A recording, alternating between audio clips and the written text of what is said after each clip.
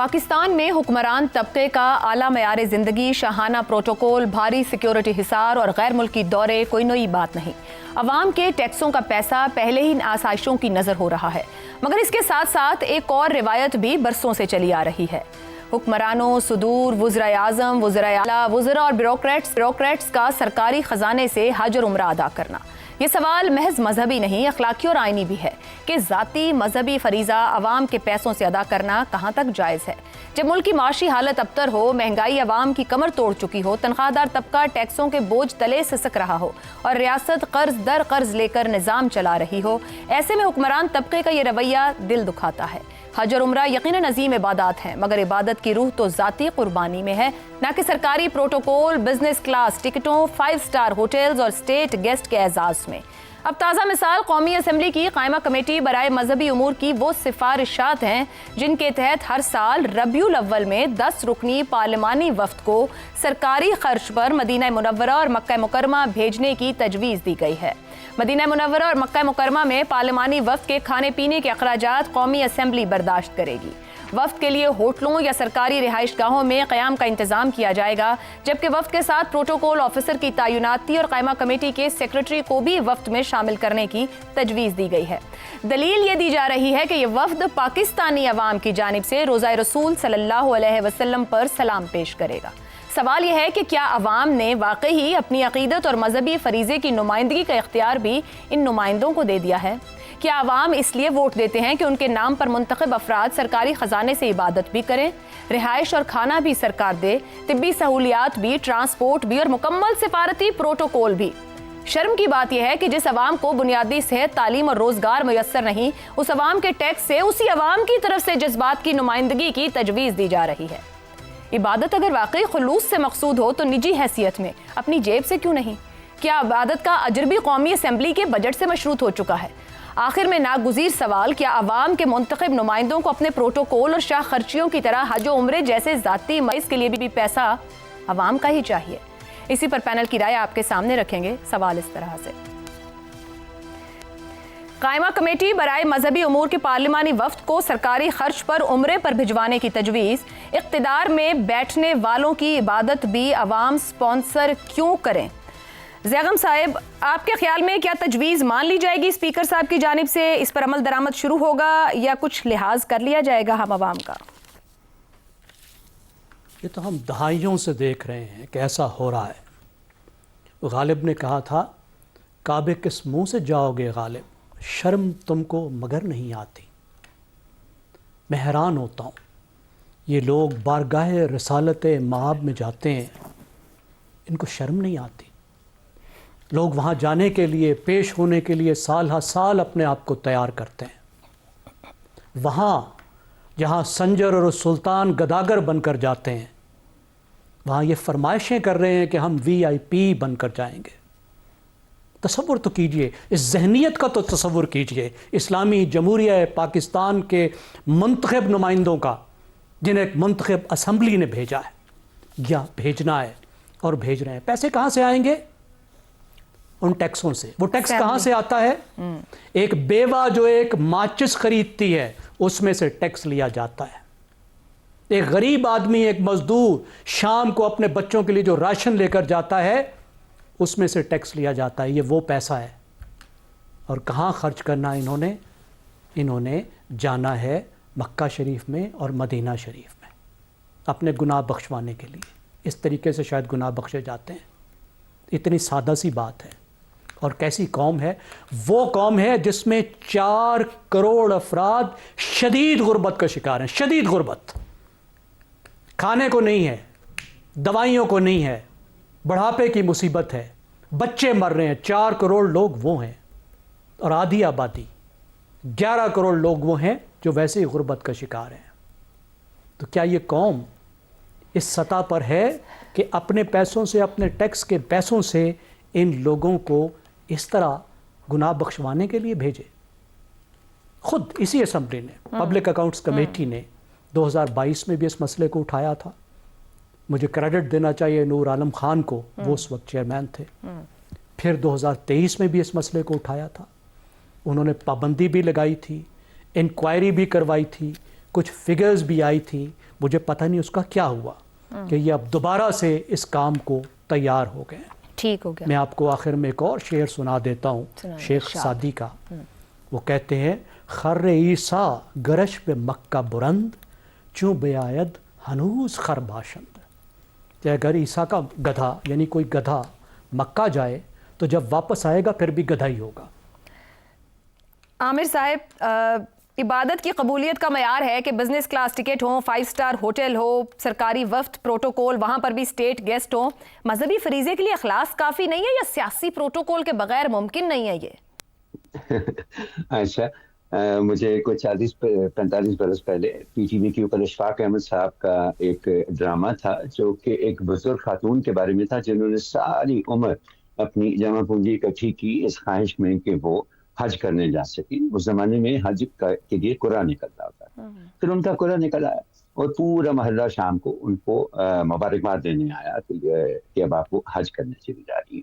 تو اسی مجمع میں ایک نوجوان تھا جس سے اس بزرگ خاتون نے پوچھا کہ بڑی خوشی کا موقع ہے لیکن تم اداس لگ رہے ہو. تو وہ نوجوان کہنے لگا کہ میرے ماں باپ کی ساری عمر کی خواہش تھی کہ میں ڈاکٹر بنوں. اب مجھے میڈیکل کالج میں داخلہ تو مل گیا ہے لیکن میرے پاس انفارچونیٹلی وہاں پر فیس کے پیسے نہیں ہیں ہمارے گھر میں. تو اس بات سے میں پریشان. تو انہیں کہنے لگی اچھا ان سب کو جانے دو، تم بیٹھے رہو. جیسے ہی وہ مہمان سب چلے گئے وہ گئی اور اپنی تمام جمع پونجی لا کے انہوں نے اس کی گود میں رکھی اور اس کو کہنے لگی کہ جاؤ بیٹا اپنی میڈیکل کالج کی فیس جمع کرا دو. اب اگلی صبح جب محلے داروں نے دیکھا کہ وہ خاتون تو اپنے گھر میں ہی ہیں اور حج پر یہ نہیں گئی، ان سے پوچھنے آئے کہ ہوا کیا.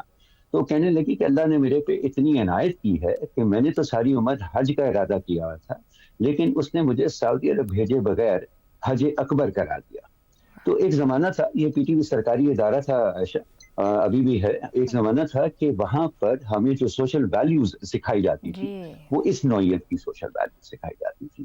اور 40-45 برس بعد اب دیکھیں کہ قائمہ کمیٹی صاحب کا جو ڈائریکٹو ہے وہ ہم کیا اور ہماری آنے والی نسلوں کو کیا سکھا رہا ہے. اس پہ عائشہ اب ہم ہنسیں، ہم روئیں، ہم سر پیٹیں، ہماری مرضی ہے، لیکن یہ اس صورتحال کی عکاسی کرتا ہے جس میں ہمارا پورے کا پورا معاشرہ جو ہے یہ رک پائے گا. عامر صاحب آپ سمجھتے ہیں آپ نے بڑی زبردست مثال دی ہے. یہ جو تھاٹ پروسیس ہے کہ پارلیمنٹیرین یہ تجویز دے رہے ہیں، یہ رک پائے گا اگر اتنی بار ان کو پوچھا جائے کہ کوئی خدا کا خوف ہے؟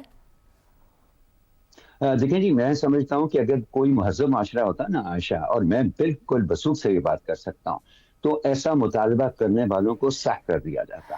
ان کو ان کے عہدوں پہ جو بھی ان کو بڑے بڑے عہدے ملے ہوئے ان سے ہٹا دیا جاتا اور وہ سوشلی آسٹرسائز ہوتے. عوام جو ہے وہ ان کے ساتھ اپنا تعلق ختم کر دیتے. لیکن انفارچونیٹلی دیکھیں یہ ایک طبقے کی بات نہیں ہے. ہم بار بار اس پروگرام میں بیٹھ کے یہ بات کرتے ہیں کہ یہ جو سوچ ہے کہ اگر آپ کی پہنچ سرکاری خزانے تک ہے تو جہاں تک ہاتھ مار سکتے وہ مار لو، وہ آپ کا حق بنتا ہے. یہ سوچ پورے کیا کہا جا سکتا ہے. حسن نثار صاحب، یہ تجویز دی گئی ہے پارلیمانی وفد کی بھیجا جائے عوام کے نام پر سلام کلام پیش کرنا. یہ اختیار کس نے انہیں دیا؟ یہ سوچ اور اتنی شاندار تجاویز یہ پارلیمنٹیرینز کے ذہن میں کیسے آتی ہیں؟ پارلیمنٹیرین یہ ڈی این اے کا مسئلہ ہے بھائی. پارلیمنٹیرین کیا ہے؟ اچھا، مجھے تو یہ سوال سنتے ہوئے اور جواب دیتے ہوئے بھی شرم آ رہی ہے، غصہ چڑھ رہا ہے، ہنسی آ رہی ہے. ایک سادہ سی بات ہے جو ساری زندگی نہیں افورڈ کر سکتا. یہاں بیٹھ کے دعا نہیں مانگی جا سکتی یا سلام پیش نہیں کیا جا سکتا. کیا گھٹیا سوچ ہے. اچھا، میں نے بے شمار، چونکہ میرے تو پتہ نہیں for more than 25 times I visited سعودی عربیہ، رہتا رہا ہوں وہاں. تو جس جگہ پہ جس ملک میں 2 نمبری اور ملاوٹ ہو ہر جگہ، خوراک سے لے کے دواؤں تک، تو عبادت میں کیوں نہیں؟ مجھے آپ لوگوں کی حیرت پہ بھی حیرت ہے. اچھا، یہ ابھی انہوں نے سنایا عامر صاحب نے پی ٹی وی غالب صاحب کا ایک شعر. اچھا، فہیم صاحب نے، اچھا زیغم صاحب نے جی اصلی شعر سنا. گو واں نہیں، یہ بھی غالب کا ہے. گو واں نہیں پر وہاں سے نکالے ہوئے تو ہیں، کعبے سے ان بتوں کو بھی نسبت ہے دور کی. یہ وہ لوگ ہیں اور وہ جو اقبال نے کہا تھا، میں جو سر بسجدہ ہوا کبھی تو زمین سے آنے لگی صدا، تیرا دل تو ہے صنم آشنا، تجھے کیا ملے گا نماز میں. اور یہاں صنم کون ہے؟ حرام، لوٹ مار، پلنڈر. خدا کی پناہ. میں جانتا ہوں یہ کس سمت میں جا رہا ہے، لیکن یہاں تک پہنچ جائے گا اس کا مجھے ابھی اندازہ نہیں تھا. بہرحال ٹھیک ہے، اسلامی جمہوریہ اور پاکستان، ذرا لفظوں پہ غور کرو، پھر اپنے پارلیمنٹیرینز کی اور اپنی سیاست کی شہزاد صاحب اس پہ چڑھا. ٹھیک ہو گیا سر. شہزاد صاحب بڑی بڑی تجاویز جو ہے نا وہ ان کو پڑھتے ہوئے جیسے ابھی حسن صاحب بھی کہہ رہے تھے، میں بھی سمجھ نہیں پا رہی تھی. ہر پیپر میں یہ خبر آج کے تجاویز ہیں، کھانے پینے کے اخراجات قومی اسمبلی سیکریٹریٹ دے گا، ہوائی ٹکٹوں کا دے گا، سرکاری رہائش گاہیں ہوں، ساتھ بطور گائیڈ جائیں، طبی سہولیات بھی دیں گے. ایک قومی اسمبلی کیا کہیں سے کمائی کرتی ہے جہاں سے دیں گے؟ اور کیا پھر اس طریقے سے جانا عقیدت ہے یا یہ مراد یافتہ طبقے کے لیے ایک اور سہولت ہے؟ یہ کیا ہے سب؟ عائشہ، سچ ہے کہ اس معاشرے میں جس میں ہم رہتے ہیں سچ نہیں پنپ سکتا. نہ یہاں کوئی سچ سننے کو تیار ہے اور نہ ہی کوئی سچ برداشت کرتا ہے.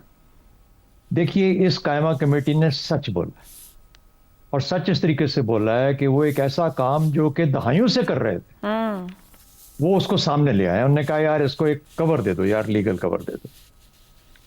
ہم کر تو رہے ہیں. مجھے بتائیے کون سا ایسا حکومت پاکستان کا کوئی کارندہ، نمائندہ، کوئی گزرتا ہوا وزیر، مشیر، سفیر جو کہ اس علاقے سے گزر رہا اور اس نے وہاں پہ رک کے عمرہ یا حج کی سعادت حاصل نہ کی ہو. اچھا، اور یہ عمرے خاص طور پر، حج تو چلو میں نہیں کہتا، وہ زیادہ لیگل میٹر بن جاتا ہے تو اس لیے، لیکن کم از کم عمرے کی حد تک تو ان کا رہن سہن، ان کا کھانا پینا، ان کے ہوٹلز، ان کی گاڑیاں، ان کا طواف، ان کے آگے پیچھے جانا، ان کے ساری چیزیں جو بھی ہوتی ہیں، یہ سب کی سب حکومت پاکستان دہائیوں سے برداشت کر گزرتے جا رہے ہوں گے between Pakistan, Asia and America and Asia and London, رکیں گے جا کے مکہ شریف میں، جدے میں. تو یہ جو کور تھا اس کو انہوں نے کھول کے رکھ دیا. انہوں نے کہا یار یہ آپ اس طرح نہیں، دیکھو ہمیں اللہ سے ڈرنا چاہیے. اور مجھے یوں لگتا ہے کہ ان سے زیادہ، کیونکہ ان کے تو عمرے چل رہے تھے، یہ جو قائمہ کمیٹی والے، ان کو کوئی نہیں روک سکتا. جس نے کرنا ہے 10 دفعہ کرے، 3 دفعہ کرے، 4 دفعہ کرے. حکومت پاکستان اس کو سپانسر کر رہی تھی. مجھے یوں لگتا ہے یہ جو پروٹوکول آفیسر ہے نا ان کی، یہ جو قائمہ کمیٹی کا، اصل میں یہ محرک ہے اس کا، کیونکہ اس بیچارے کو موقع نہیں ملتا. جب تک یہ کمیٹی بذات خود کمیٹی کے طور پہ نہ جائے تو پھر یہ سیکرٹری صاحب بھی جائیں گے، پھر یہ بھی جائے گا، پھر میڈیکل کا اٹینڈنٹ بھی ہوگا. یہ غریبوں کی ریکوائرمنٹ سر. پھر اس کی ریکوائرمنٹ بھی فکس کی گئی ہے کہ وہ ربیع الاول میں پہنچنا ہے، وہ 7 دن سٹے کرے گا، اور پھر اس کو میڈیا کا بھی پروٹوکول ملنا ہے، سب کچھ فکس طے کر کے دیا گیا ہے کہ 8-10 دن کا کیسے سسٹم چلنا ہے. دیکھیں نا، اب اتنے امپورٹنٹ لوگ جائیں گے. اور ساتھ میں نے یہ بھی واضح کیا اخبار کے اندر، میں نے جب یہ ہیڈ لائن پڑھی، نے کہا ہم آپ کے لیے دعا کریں گے ان لوگوں کے لیے جنہوں نے ہمیں نمائندہ چنا. تو کہنے کا مطلب یہ ہے کہ ملک کے لیے دعا، ان لوگوں کے لیے دعا جن نے ووٹ دیے. تو اب مجھے بتائیے کہ اس سے زیادہ اب یہ سچ نہیں ہے تو اور کیا ہے؟ اور سچ ہم میں برداشت کرنے کی اہلیت نہیں ہے. اس لیے ہم دیکھیں نا ان کو کیسے، سچی بات ہے، میں تو وہ جو ہیڈ لائن پڑھ کے، میں نے تو خبر بھی نہیں پڑھی تھی، نکل گیا تھا آگے، لیکن آج احساس ہوا کہ آپ کا یہ جو سوال ہے یہ ضرور کوئی ایک سیریس ایفرٹ مانگتا ہے کہ اس کو ڈیل کیا جائے، ٹریٹ کیا جائے. اس سے زیادہ میں اور کیا اس کے بارے میں بات کروں آپ سے. میرا خیال ہے کہ ان کو جانے دیجئے. یہ واقعی بہت حقدار بھی ہیں اور ہمارے لیے دعا گو بھی ہوں گے، لیکن خاص طور پر پروٹوکول آفیسر اور سیکرٹری اور وہ جو میڈیکل کا جو عملہ ہے نا، ان کی زیادہ سنی جائے گی. شہزاد صاحب، منشور تو عوام کے لیے لکھتے ہیں، پارلیمنٹ میں بیٹھ کے قانون سازیاں اپنے لیے کرتے ہیں، پھر منشور کے اندر ہی لکھ دیں کہ ہم وہاں بیٹھ کر آپ کے لیے اپنے لیے قانون سازیاں کریں گے. عائشہ، کون سی نئی چیز ہے؟ کون سا عمل ان کا کسی کا بھی آپ کے ٹیکس کے پیسے سے نہیں ہوتا؟ مجھے بتائیے، جن کی بجلی، جن کے کھانے، گھر کا kitchen, just because they happen to be the members of whatever assembly یا کسی حکومت پاکستان کے کارندے ہیں، اگر ان کے چل رہے ہیں، بھائی ان کے بجلی کے بل میں اور آپ دیتے ہیں. بالکل ٹھیک. کیا باتیں کر رہے ہیں ہم لوگ؟ تو خدا رہا ٹھیک ہے، چلو سچ بولنے تو تھوڑا بہت سچ نکلے گا، پتہ لگ جائے گا حقیقت کیا اصل میں. شاید اسی سے لوگ تھوڑے بہت اور پیچھے ہو جائیں، کسی اور کی کوشش کریں کہ اگلی دفعہ نئے ممبر لے کے آ جائیں گے. چلیں.